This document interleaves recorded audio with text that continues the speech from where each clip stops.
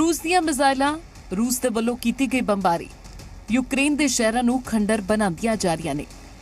ਪਰ ਇਸ ਹਮਲੇ ਤੋਂ ਪਹਿਲਾਂ ਇਨ੍ਹਾਂ ਸ਼ਹਿਰਾਂ ਦੇ ਵਿੱਚ ਲੋਕ ਰਹਿੰਦੇ ਸਨ। ਆਖਿਰਕਾਰ ਉਹਨਾਂ ਦਾ ਕੀ ਹੋਇਆ, ਉਹ ਕਿੱਥੇ ਨੇ, ਕਿਸ ਹਾਲਤ ਦੇ ਵਿੱਚ ਨੇ?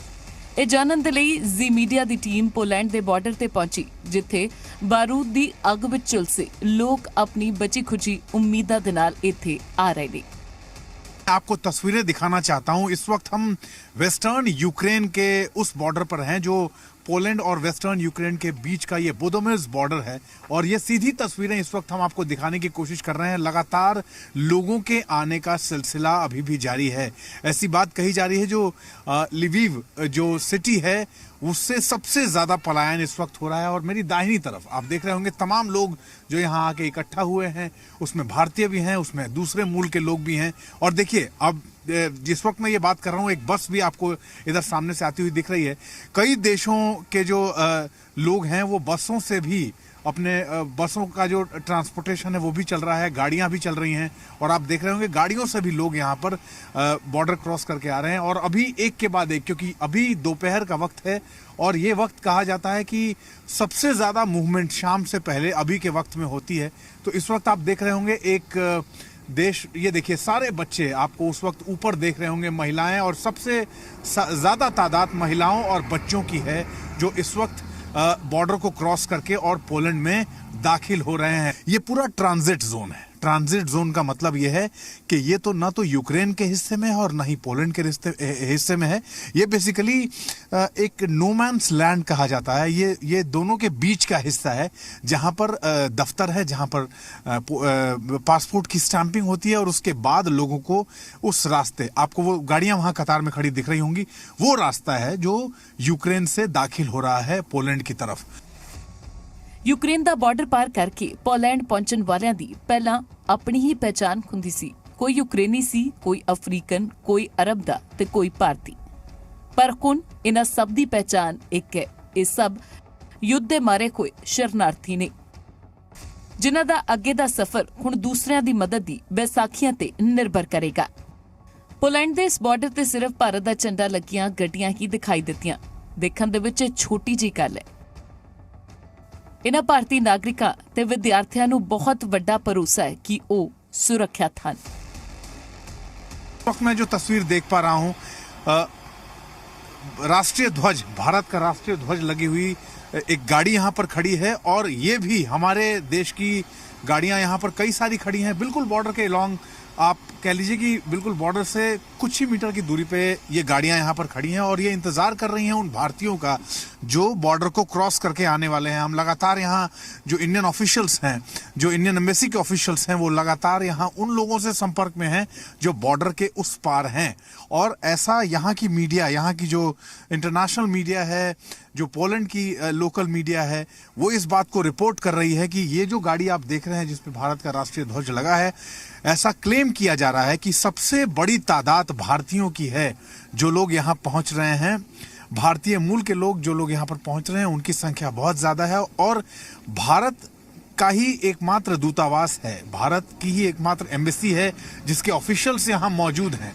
भारत की एम्बेसी के ऑफिशियल्स के अलावा शायद किसी दूसरे देश के जो ऑफिशियल्स हैं वो फोन पे कोऑर्डिनेट कर रहे हैं, बॉर्डर से कुछ दूरी पर हैं, लेकिन भारतीय एम्बेसी के ऑफिशियल्स इस बॉर्डर पे खास तौर पे मौजूद हैं अपने लोगों को रिसीव करने के लिए, उन्हें इस बात का विश्वास दिलाने के लिए कि भाई आप आएंगे और गाड़ी आपको सामने ही दिख जाएगी, आप बिल्कुल परेशान ना हो।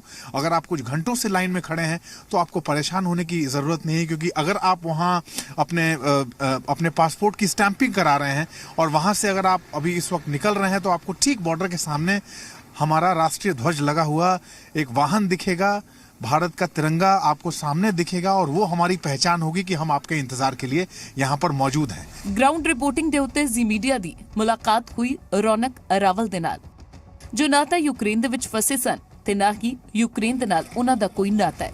ਭਾਰਤੀ ਮੂਲ ਦੇ ਰੌਨਕ ਡੈਨਮਾਰਕ ਦੇ ਵਿੱਚ ਰਹਿੰਦੇ ਨੇ, ਜੋ ਸਿਰਫ ਇਸ ਲਈ ਆਪਣਾ ਕੰਮਕਾਰ ਛੱਡ ਕੇ ਪੋਲੈਂਡ ਦੇ ਬਾਰਡਰ ਤੇ ਡਟੇ ਹੋਏ ਨੇ ਤਾਂ ਕਿ ਯੁੱਧ ਵਿੱਚ ਮਾਰੇ ਗਏ ਯੂਕਰੇਨ ਦੇ ਲੋਕਾਂ ਦੀ ਮਦਦ ਕੀਤੀ ਜਾ ਸਕੇ। तो मैं यहाँ पे आया हूँ, डेनमार्क से आया हूँ। ओके, मैं पहले पोलैंड में रहता था, अभी यहाँ पे आया हूँ।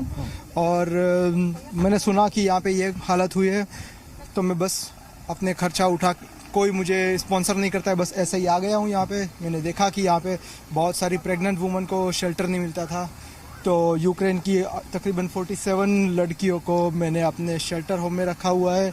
मैंने 3 फ्लैट रेंट पे लिए और सबको वहाँ पे मेरे खर्चे पे रखता हूँ। उसके बाद कभी कभी सिचुएशन होती है यहाँ पे, सब रेस्क्यू में, लैंग्वेज ट्रांसलेशन में कहीं पे भी ज़रूरत पड़ती है तो मुझे बोलते हैं। उसके बाद कल दोपहर में यहाँ पे था और मुझे पता चला कि एक प्रेग्नेंट लेडी है, वो 9th मंथ की प्रेगनेंसी में है और उसको चाहिए अभी हेल्प। कोई हेल्प करने वाला नहीं था, तो मैं बोला कोई बात नहीं है, कोई भी सिचुएशन यूक्रेन में है, I will go and I will bring her. वहाँ गया, देखा कि उसकी हालत बहुत बुरी थी, तो वहाँ पे थोड़ा बहुत मेरा यूक्रेनियन बॉर्डर ऑफिस के साथ थोड़ा बहुत झगड़ा भी हुआ जस्ट टू ब्रिंग हर। फिर बाद में पोलैंड की तरफ बताया कि पोलैंड से मैंने एम्बुलेंस मंगवा के ये सब कुछ करवाया। फिर बाद में वी डिड एवरीथिंग, बस फिर बाद में यहाँ पे लेके आए, उसको डॉक्टर के पास चेक करवाया एंड इमिग्रेशन सब कुछ क्लियर करवाया। रात को फिर बाद में फिर से एक इमरजेंसी आ गई थी। एक 2 महीने का बच्चा था, उसने 12 घंटे से खाना नहीं खाया था। बोला कोई बात नहीं, मैं फिर से चला जाऊँगा। उस तरफ गया, वहाँ पे भी यही सिचुएशन थी कि बच्चे ने खाना नहीं खाया था और उसकी मम्मी रो रही थी। बोला ओके कोई बात नहीं है, मैं आता हूँ।